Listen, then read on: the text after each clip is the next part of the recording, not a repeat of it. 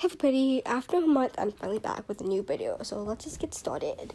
The video called Connected, and my boyfriend smiled. First, I love you, and I miss you, and I can't wait until you get home. I love you too. And I can't wait either. I peered at the computer screen. Where are you? I'm in the attic, Brody replied.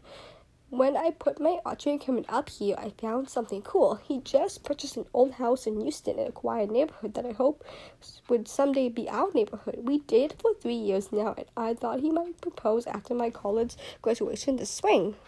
Check this out. He pulled out a dusty chest from under a dangling light bulb so I could see the inscriptions. It looked Arabic. He opened it and pulled out a triangular-shaped amulet made of silver.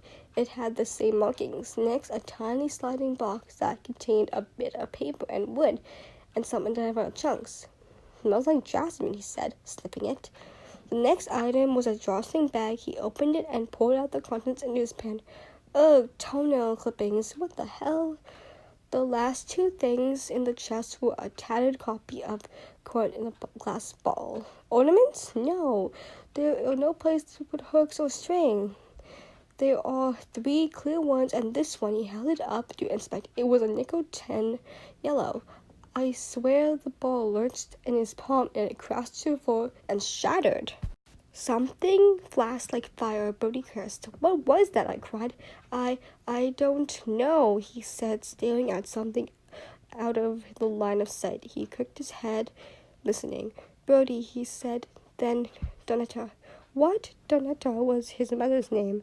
Brody looked blankly at the screen and said, I have to go. Without another word, he ended the Skype call. I tried to call him back, but he didn't answer. He didn't answer that night. Finally, the next morning, he did. I'm a little busy right now, he said, his voice heavy. Are you okay? Yeah, he said, and ended the call.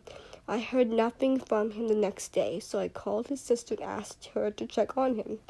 She called me back an hour later. Her voice was guarded when she said, Hey, Aaliyah.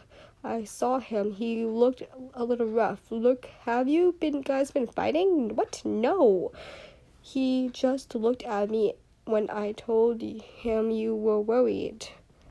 He was fine yesterday. We were making plans for Christmas break. Another hesitation. He almost acted stone. I've never known Brody to. He doesn't ever. Well, just give him a day or two. Maybe he really is just busy with something. I'll let you know if I hear from him. But she didn't. I didn't either. He ignored my calls and texts. This was so unlike Brody. My stomach was in knots, and I don't know how I made it through finals. I thought about the strange thing he found. It had to be connected. My grandmother was originally from Bangladesh, and I'm Muslim. My father didn't practice any religions, but I'd taken classes on Islamic traditions last semester. I loved the professor and dropped by her office the morning before my flight home. Aaliyah, what a nice surprise! Her smile faded when I told her about Brody's finds and the strange video call. She went to her cell and picked up a book. Tumbling through the pages, she stopped and handed it to me. Did the markings and emblem look like this?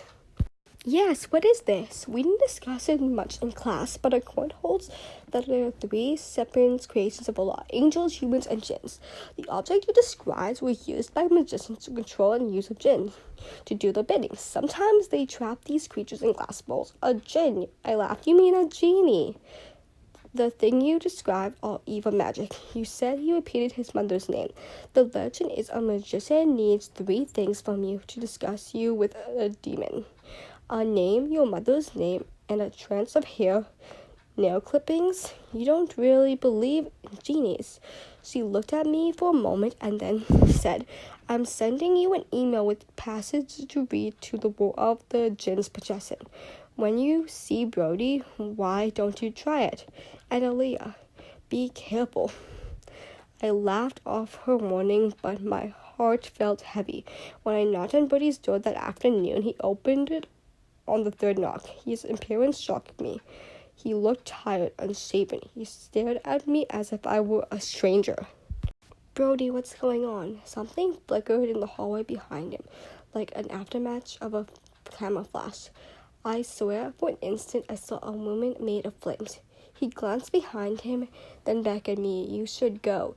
He shut the door in my face. I waited till nightfall, and I took the hidden key to let myself inside. The house was quiet as I crept through it. I searched for him. When I peeked in his bedroom, I gasped. Brody laid prone on his bed, staring at the ceiling. The fluent woman sat atop him. Her head whipped around when she heard me, and she hissed, revealing a pair of 2-inch-long fangs. I ran through the house. Doors sounded like gunshots as they slammed. The front door wouldn't open. I screamed and jerked on it.